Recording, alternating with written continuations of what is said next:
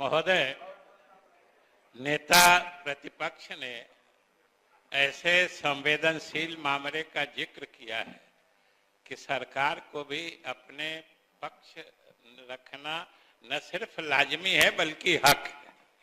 और हमको बोलने का दो दो प्रसंग बन गया महोदय।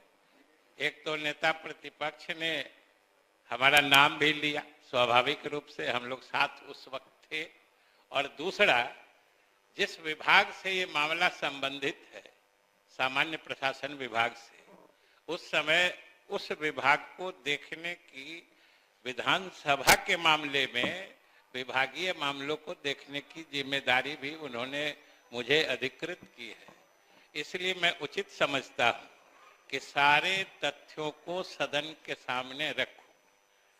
महोदय आसन अवगत है और हम समझते हैं लगभग सदन के सभी सदस्य अवगत हैं और सरकार को यह मानने में कोई परहेज नहीं है कि ये मामला जब जब आया है, लगभग सभी दलों ने, और लगभग भी बेकार जोड़ना है, सभी दलों ने इस मामले में एकजुटता दिखाई है। इसमें कोई दो राय नहीं है। अभी नेता प्रतिपक्ष कह रहे थे कि हम लोगों की सरकार ने इसे गिनती कराई थी। सही बात है, उन्होंने कहा है कि जिस समय गिनती हुई थी उस समय आप भी हम लोगों के साथ सरकार में थे। सरकार नीतीश कुमार की ही थी उस वक्त भी। महोदय, सरकार नीतीश कुमार की ही थी और आप साथ में थे महोदय। लेकिन हम कहाँ इनकार कर रहे हैं? हमने तो, आपने जो सहयोग दिया है, सारे दलों ने सहयोग, बैठे बैठे टिप्पणी मत करिए, सारे दलों ने सहयोग दिया है। सरकार को इसको मानने में कोई एतराज नहीं है। लेकिन उतना ही सत्य ये भी है कि ये विचार मौलिक रूप से मुख्यमंत्री जी का था। उन्होंने बात को आगे बढ़ाया और आप सब लोगों ने साथ दिया। हमारे बीजेपी के साथियों ने विरोध पक्ष में भी रह के साथ दिया था, आप लोगों ने भी साथ दिया विरोध में भी रह के, हम लोग के साथ सरकार में भी रह के। तो जैसे आप लोगों ने साथ दिया वैसे ही ये भी सही है कि जातीय गणना कराने का पहला फैसला जब मंत्रिपरिषद से लिया गया था वो एनडीए की हुकूमत थी और इसलिए हम लोगों ने लिया था। और हम आपके योगदान से इनकार नहीं करते, आपने सहयोग दिया। जब जब ये गणना हुई थी महोदय, जब गणना हुई थी, लेकिन यह भी सत्य है कि जब ये पहला फैसला, अरे बढ़िया, जब ये पहला फैसला मंत्रिमंडल से हुआ था उस समय भी हुकूमत एनडीए की थी और जब रिपोर्ट रखा गया और आरक्षण की सीमा बढ़ाई गई वो भी एनडीए की ही सरकार के समय में हुआ। इसलिए दोनों छोर पर हमारे पुराने साथी ही हमारे साथ में थे, सहयोग आपने भी दिया था। और महोदय, जहां तक कह रहे थे नेता प्रतिपक्ष, अब मौलिक आइडिया ये हमारे मुख्यमंत्री नीतीश कुमार जी का था, उनके दिमाग में बात कैसे आई थी, इन सब बातों का तस्करा मेरे ख्याल से बहुत समय हो चुका है, हमें हो चुका है उसका जिक्र करके। और महोदय आप बैठिए ना, आपकी बात पर फिर हम आ रहे हैं। महोदय, दूसरी बात है कि इन सारी बातों के होते हुए भी हम सब की राय बनी थी कि इस कानून को 9वीं अनुसूची में डाला जाए। ये हम सब की राय थी, इस राय से भी कोई अलग नहीं थे। और 9वीं अनुसूची में डालने का महोदय, अरे विषय गंभीर है, सुनिए, आप उसको मजाक में बना रहे हैं। इतनी गंभीर चर्चा हो रही है, सारा सदन इसके लिए चिंतित है, कहा जा रहा, सुना करिए, समझा करिए। और महोदय, 9वीं अनुसूची में डालने का मतलब होता है कि इसको न्यायिक समीक्षा से संरक्षित किया जाए।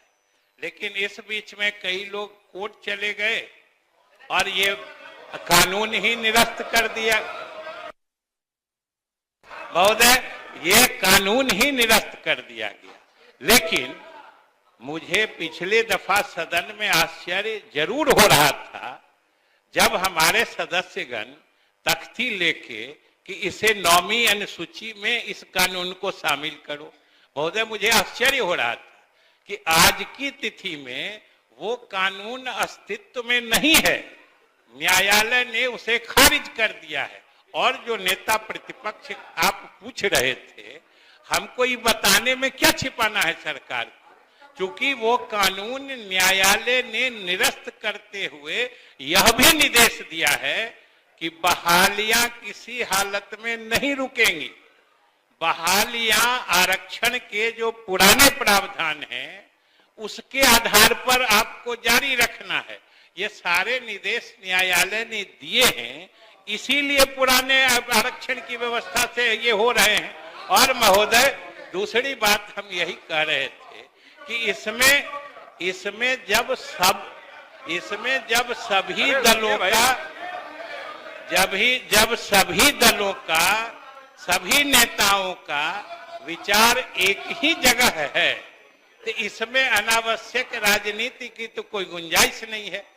ये तो पूरा बिहार जानता है जो किसकी अगुवाई में काम हुआ, किन किन लोगों ने समर्थन दिया, और सरकार सब लोगों को धन्यवाद देती है और सब लोगों से अपील भी करती है कि जो लोग भी जिस हैसियत से, जिस तरीके से उच्चतम न्यायालय में वहां पहुंचकर सरकार के द्वारा लागू किए गए बढ़े हुए आरक्षण सीमा को फिर से बहाल करने में जो मदद कर सकते हैं वो करें। ये होता है तो सरकार उनका भी एहसानमंद होगी। हम लोग तो खुले तौर पर महोदय चाहते हैं कि हम लोग तो जिस दिन उच्च न्यायालय ने उसे निरस्त किया उसके अगले दिन से तैयारी करके कम से कम समय में अपील दाखिल किया, और इस बीच में इंटरिम स्टे का भी हम लोगों ने महोदय रिक्वेस्ट किया, लेकिन न्यायालय ने नहीं माना है। ये भी आज आप संविधान दिवस की सब लोगों को शुभकामना दी है। हम सब संविधान से बंधे हुए हैं और न्यायालय को जो जुडिशियल रिव्यू का पावर है उसके तहत उन्होंने कर लिया है। हम लोगों ने तो 9वीं अनुसूची से लेके इस तरह के जो सामाजिक प्रगतिशील कानून होते हैं उन्हीं को सुरक्षित करने के लिए 9वीं अनुसूची की अवधारणा बनी थी। और महोदय, ये सबसे बड़ी बात है कि संविधान का पहला संशोधन भी इसी आधार पे हुआ था और एक अनुसूची बनाई गई। और हम लोग बिहार के लोग तो भाग्यशाली हैं कि ये अनुसूची संविधान में जोड़ी ही गई थी। बिहार ने जो जमींदारी, जो लैंड रिफॉर्म्स एक्ट कहते हैं, भूमि सुधार अधिनियम, जिसको बोलचाल की भाषा में जमींदारी उन्मूलन कानून कहते हैं, वही लागू हुआ था।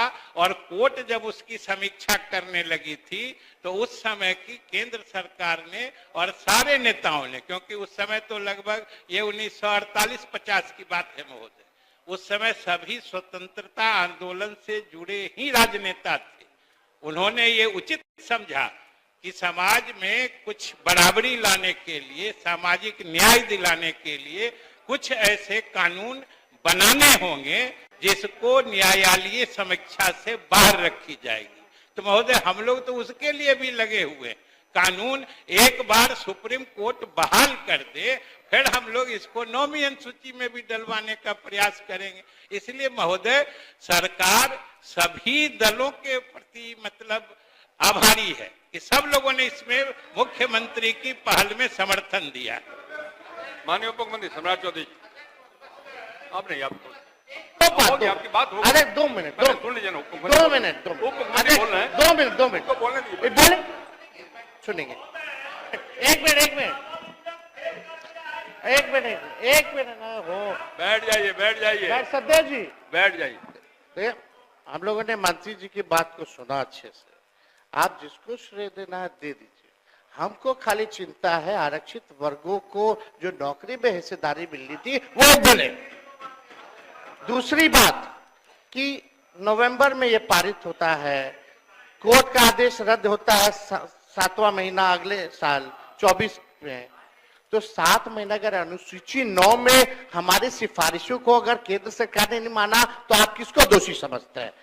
दूसरी बात, तीसरा महोदय, जो हमारी मांग थी, अभी भी आप कमेटी बनाने के पक्षधर है कि नहीं? और दूसरा बिल ले आइए, उसमें संशोधन कर दीजिए, उसमें 75% था, इसमें 85% करके लाइए, हम लोग बढ़ा देंगे, बस यही चाहिए। माननीय मुख्यमंत्री सम्राट